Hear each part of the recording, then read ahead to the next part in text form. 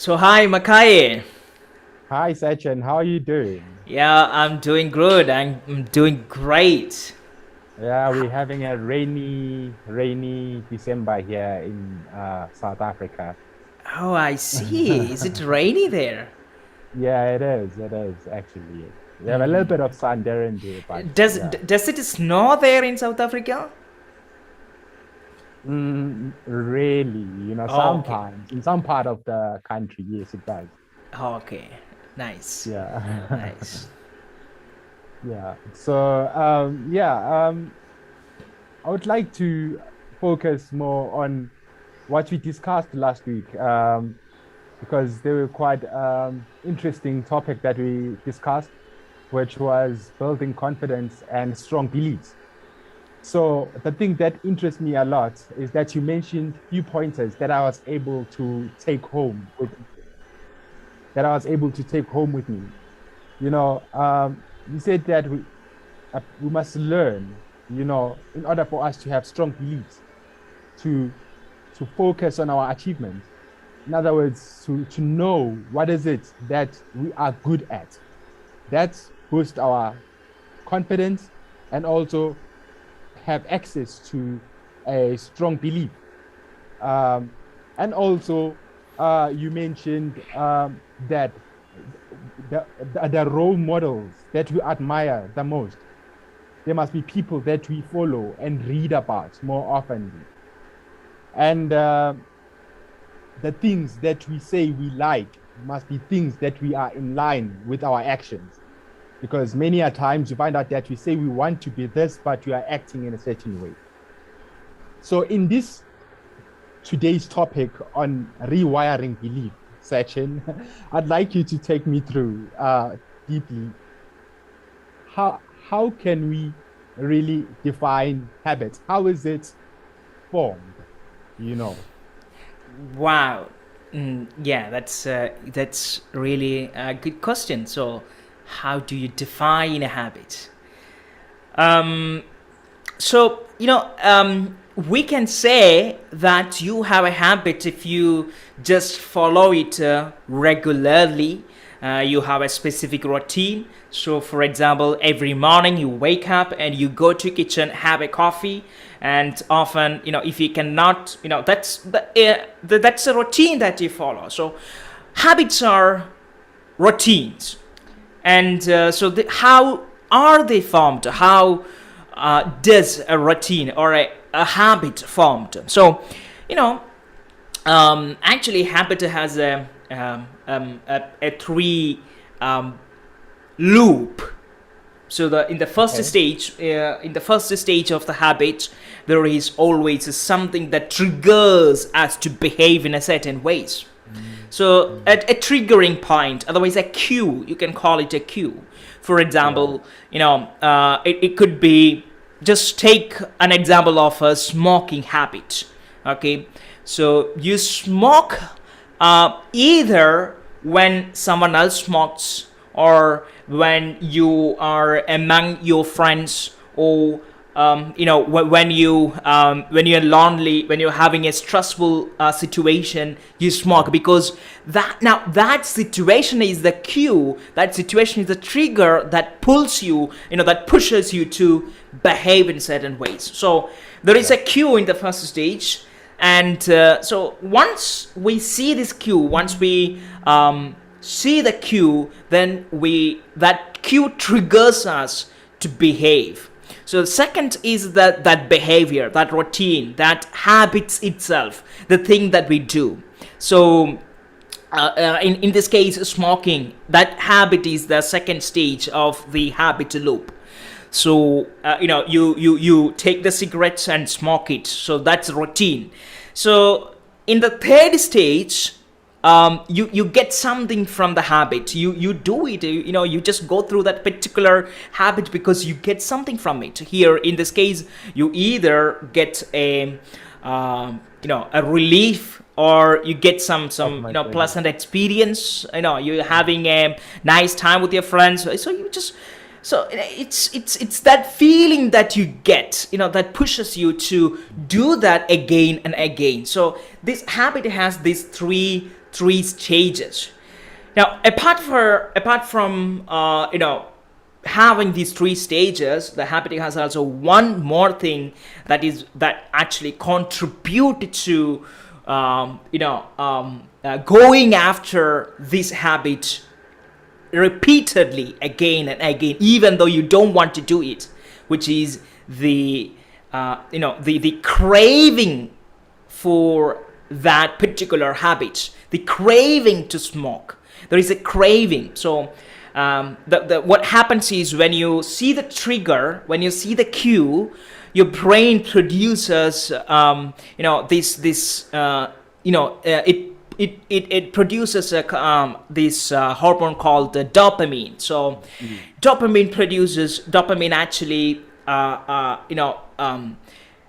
make you to crave for that habit. So when your body produces it, you feel like you want to do that, you feel like somehow you can't resist it. So it's that craving. So it's the most of the times the cravings are so powerful that we cannot resist it. We just go and do it, come back again, and we think, oh my god, I should not have done that. Yeah. So the problem is, the more you do, the more powerful the craving becomes. And that's one of the reasons why it's impossible. So this the habit has this three loop through which the habit is formed. But there is also this craving that reinforces, that strengthens the habit, so that every time you feel stress, you know immediately what you want to do. You just go and have the smoking. That's enough. So you get that relief, relief of lots of dopamine, which actually puts you in a kind of pleasant mood. But the problem is most of our habits are unhealthy. It's unhealthy. So I was I used to smoke a lot. Around 6 to 8 cigarettes at night before I sleep. So yeah, exactly. So I wanted to have that. So sometimes I would keep on smoking 1, 2, 3, 6, 7, 8 until I would completely fall asleep. Until that time I would keep smoking, which means I would do that in just 1 hour or just a half an hour. And that was devastating. That completely it had lots of bad effect on me, because once I was swimming and I could not control my breath. I couldn't get breath in the water, because my lungs wasn't really working very well. So it has a lots of unhealthy effects on your body, on your physical body, and as well as your mental health. So the problem is, often we develop a habit because we just want to cope with the certain situations, but that habit will start to influence you negatively, started to eat your health. So in that case, habits are really it's not only powerful, but also some of the habits, if it is unhealthy, are dangerous, and we need to get rid of it as soon as possible. And also, just to emphasize on the dopamine surges, for those who don't understand, there are chemicals that are happy hormones. Actually, you feel happy, you feel like you have a sense of satisfaction, but it doesn't last long. It's only temporary, because after 30 minutes or 15 minutes, you'll be consuming another cigarette anyway. So I'm glad that you touched on that.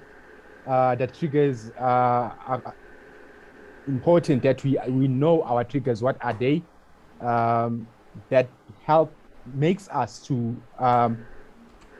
be on these unhealthy habits, actually. Exactly. Yeah. Can you kindly continue, please, Mr. Sachin? Well, yeah.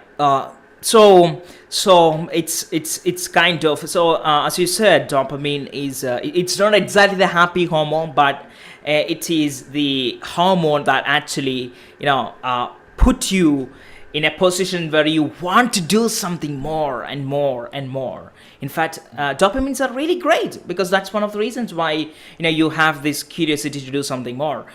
If you don't have, if your body does not produce dopamines, then probably you're not going to do anything. You don't feel like doing anything at all. So your body produces a kind of a wantingness, a urge to do something more. It's because of the dopamine. So it's as you said, it's most of the unhealthy habits are they are unhealthy in a way that it actually controls us. It limits us from becoming the kind of person that you want to become.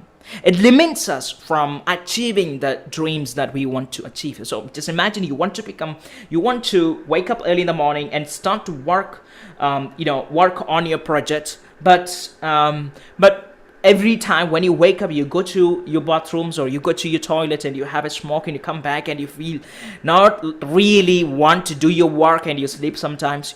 Just so it kind of controls you.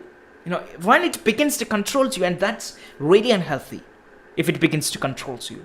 So I'm not saying that you should do certain things, or you should do certain things, and you should not do certain things. But what I'm saying is, if you have any habits that are pulling you back from achieving the kind of dreams that you want to achieve, if you have any dreams that are limited by the habits that you have.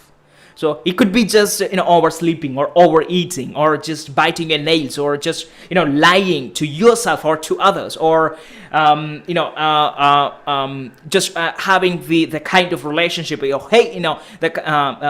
that you hate the most. So what is the habit that actually pulls you back, that actually prevents you from getting where you want to get? So it's necessary for you to get rid of that habit if you want to get to where you want to get. It's like habits are like they're like the what do we say, the roadmap toward the future. So if you tend to have a certain types of habits, that habit actually literally take you to a different reality, different future, right? So just imagine you have a smoking habit and you drink a lot, and you tend to lie a lot, and you tend to just imagine. So each of the habits actually take you away from the kind of life that you want to live, right? Because it takes away your power of choice. Because when you start to have let's say a habit of lying, so you lie because you cannot help yourself but to just lie, because that's the habits that you have learned. That's the habits that you're part of, and you cannot get rid of it. And you keep lying to hide one lie and another lie. You keep doing that. So the problem is, often these habits take away to different destinations. So if you are, what I want you to do is note down the habits, your habits every day. What do you do on a regular basis? Just note down the things that you do on a regular basis, and then find out the habits that are not really healthy, that are taking you toward the wrong destinations. And then find out how we can find out the other habits that you want to develop, which can be used to replace these habits, so that you can redirect your life, your goals, your destination toward your path toward the kind of life that you want to develop. Yeah, I'm quite excited when you talk about having to replace the habits with the healthy habits. Even though sometimes there is steep that you have to climb or overcome as a person, but then when dealing with withdrawal symptoms, in your use of cigarettes, how did you go about dealing with the withdrawal symptoms? Because I'm sure those are the most challenging one and aggravating one in a person who uses cigarettes actually, or smokes, or any kind of drug, or even drinks sometimes. Those are devastating actually. You can stay for about 3 days not smoking, but on the fourth day you'll hear the urges that say, you know what, I need to smoke. Even when a person just pisses you off, you just have a bad day, you just feel like, if I were to blow my stresses away, I would feel better, you know. Then how do you really advise a person like that to overcome the withdrawal symptoms and be actually move back to normal life? Yeah. So first of all, what I would tell a person, if he or she wants to get rid of a habit, is first, why do you need to get rid of a habit? Why? Is there any why? Is it because you want to just get rid of it? Is it because your parents tell so? Is it because your society demands it so? Is it because your friends say so? Why is it? Why do you need to even get rid of a habit? Because that why is really important. Is it because you want to accomplish your dreams? Is it because you want to go to a different destination? Is it because you want to be a good person in the society? Why do you need to get rid of the habit? So as long as you don't have that why, you cannot start to influence your life positively. So the first thing that you want to do is figure out your why. So in my case, when I wanted to start, just get rid of all the habits that I was actually addicted to, the reason why I wanted to get it off is because that I had a dream, I had a destination, I had goals in my life. I wanted to change my personal life, as well as I wanted to help a society to have a better future. So I have something there, I have because when you're getting rid of a habit, you're sacrificing something from your life. You're sacrificing the little pleasure from your life. Now, so my question is, why do you need to get rid of that little pleasure? Is it worth it? So do you have anything worthier than this little pleasure that that actually pushes you to get rid of, or just remove the habit from your life? Is there something else? If you don't have, then don't think about just getting rid of a habit, because you can't. It's not possible. Okay. Yeah. This is an exciting topic for me. I like it so much. In case of those people who are struggling with the chemical imbalances of the brain and are dependent on this substance, can you still advise them to figure out their why to be well defined as an answer for them to be able to stop smoking or using alcohol or whatsoever?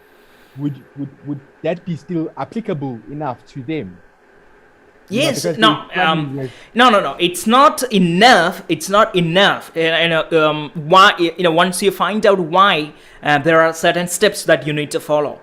Finding out why isn't enough. That's not the complete answer. So it's necessary to have a why, because now you have something to cling on to. Exactly. Because you're getting rid of your old habits, you're getting rid of your bad friendships, you're getting rid of lots of things that are not helping you to grow. So when you're doing that, you must have something to hope for, something to look forward to. So that's the why. Now once you have the why, the next you can take the next steps. So what I think is, everyone has a why. Everyone has a why. Just you go to the LKG or first class standards children, and you just ask them, what do you want to become when you were old, when you become an adult? Everybody is excited to tell you, I just wanted to be this person, I want to do this, I want to be like that person. Everybody is excited to tell you that. But what happens is when we become adults, we compromise, our dreams. We compromise our goals with the little things, like, just this is kind of normal life. Just I don't want to, I used to dream a lot. Now I don't want. We compromise with the life circumstances, and that is the biggest mistake that we do. So everyone has a why. So it's most of the people, they when they compromise with life, they stop looking at their why, stop looking at their dreams, and they just keep living, keep surviving, and that is a problem. So it's the matter of time to rediscover their why.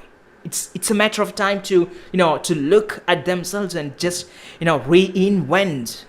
Okay, I am more than this understanding. It takes time, but that's worth it. It takes time, but that's worth it. So once you have this why, no matter, you may be a broken person who actually went through lots of shits that you really didn't like.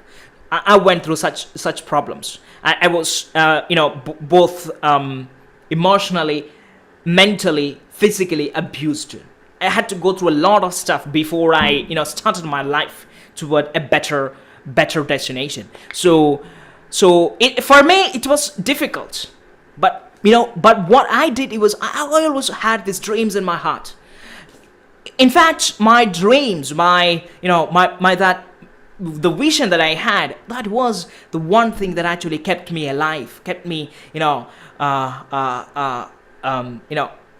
actually pushed me to move beyond those barriers. So once you know your why, the next thing that you want to do is, okay, so what are name the habits, name the kinds of things that actually pushing you away from living your life. So just note it down. Find out the things. Find out whether it's smoking or just what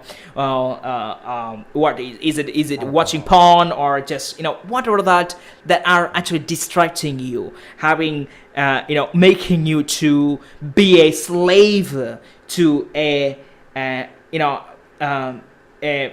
degraded life. So I would say degraded life. It's actually degradable, because you deserve you deserve to lead a great life.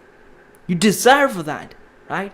So most of the times when life gives us a lot of struggle, we just go through a lot of stuff and we decide to give up, and we just stop moving moving further, and we start to move backward. And that's when this degradation happens. That's when we compromise with life, and then start to live the life that life actually offers us. And then those habits actually start to dictate our life. So find out what are the things, what are the habits that you really want to get it off from your life. Note it down, each habits. And then once you note it down, these habits, each time you feel like you want to smoke, each time you feel like you want to overeat, or do that particular habit, just remind yourself what is the time that you're prone to do that, and then note it down, the timing, specific occasions that you are triggered to behave in certain ways. So once you have an understanding about your habits and the timings, it could be some locations, like for example, whenever you meet your friend at the shop, you feel like smoking. Or you might have a specific location where you frequently smoke a lot. So it may be a bus stop, or it may be the same spot that you see your friend. So there might be some locations, or something, a map. So draw a map of this habit, and then note it down with each habit. So on a 24 daily basis. So this is when you smoke. This is on weekend when you have a friend outside sitting, you have the smoking. Or when you sit in the living room, you don't feel like watching porn, but when you sleep, when you sit inside your room, you feel it. So find out the locations, the details that actually pushes you to go with that habit, and note it down. Once you know each of the habits, and then the map, actually what triggers you to behave in certain way, the next step is find out what is the best suitable habit that you want to replace with the existing one. So now is the next one. So because just most of the time we smoke because we want to get rid of Anxiety. anxiety or stress, or we want to get some relief. Yeah. So each of these habit has some benefits. It gives us something back. So ask yourself, what is this habit that actually gives me, and what can I, what is the one habit that actually gives me, the same results but a better habit, a healthy habit. So find out a healthy habit that gives you the exact results, otherwise a better results than the one existing one. For example, you feel like smoking when you feel stressed. What are the other things that you can do when you feel stressed? In my case, what I used to do is I go and have a coffee. So and then what happened was I got addicted to having coffee. But it's less destructive. It's less unhealthy. It's not as destructive as the first one, smoking, because it kills you. But here, coffee does not kill you that way, right? So I started to replace the smoking habit with the coffee, so that now I can, whenever I feel like feel a stress, I go and make a coffee and have it. Now I have a pleasant time. I can think freely now. When I actually have a coffee, I can be more conscious, because it pushes you to become more conscious of your being, to become more aware. So coffee is the best option. So I replaced it with the coffee. So just find out your habits and the best habits that are suitable to replace with these existing ones, with the ones that actually gives you enough results, or better results. So some people, it may be listening to music when you feel stressed. So what I would do is, when I get demotivated, what I would do is I would just listen to some music. And so especially and I love this music, 7 years old. So there are lots of music that I listen to. So you can replace that habit with the music. So once you find out these habits, note it down, and every time, so when you start to do this, actually it may be not successful at the beginning. At the beginning, you might have to fight hard. It's difficult. Many times you decide to leave. Give up. Okay, this is not working. I'm not going to do this. No. Okay, so you. Of course, it's difficult. Of course, because what you're doing is you are taking a part of you, because that habit actually has become a part of you. It's your second skin. Now what you're doing is you're actually removing it from you. So that's difficult, that's painful. Because that's your body has accustomed to the two. Yeah. It's the only one thing that your body knows. So you feel like you're resisting. You feel like resisting. And it's common, it's normal, that resistance. But what I want to do is keep coming back. Each time you feel like giving up, keep coming back, because there is one day when when you actually follow this new habit without even pushing or forcing yourself to do that. There will be one day, if you keep coming back, because it's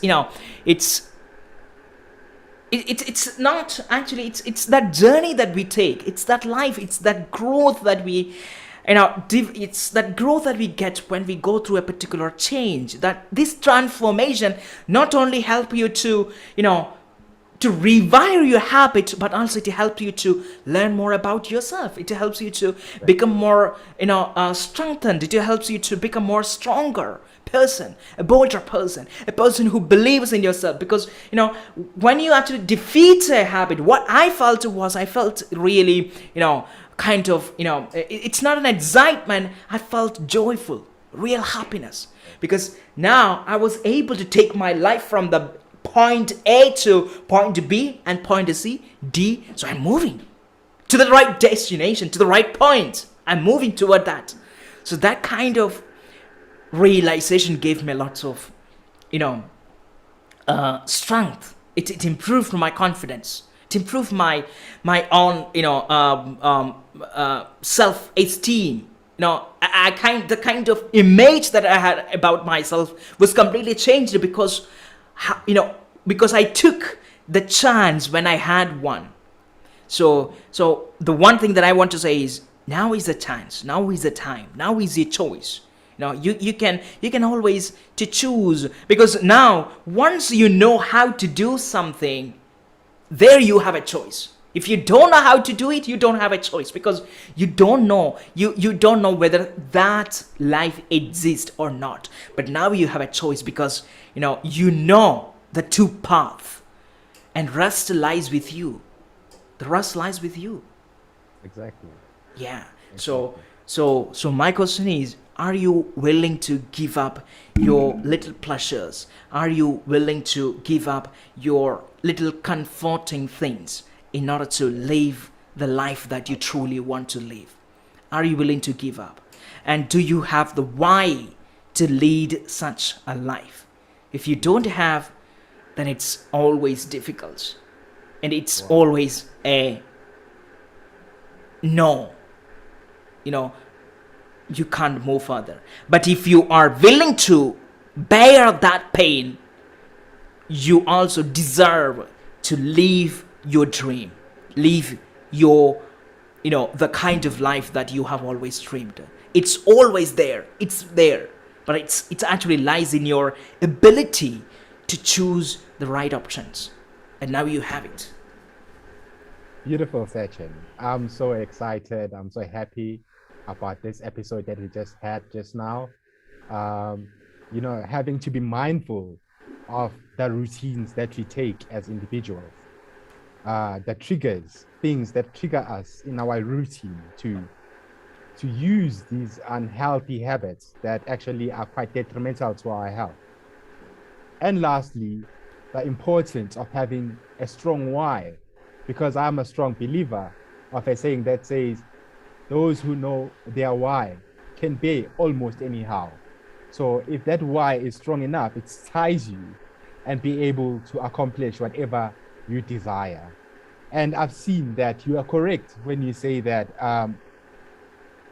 everybody has their why, but it's just that our whys are not in line with our actions. Our habits are not built up correctly into a way that it can construct a better living and a healthy life for us all. So I'd like to appreciate all our listeners, our viewers, and yeah, thank you so much for your time. It was really appreciated. Thank you so much, and we will see you on next on next episode, and have a great day ahead. It's always difficult until it's done. So keep moving, keep walking your life, keep, moving forward with your goals,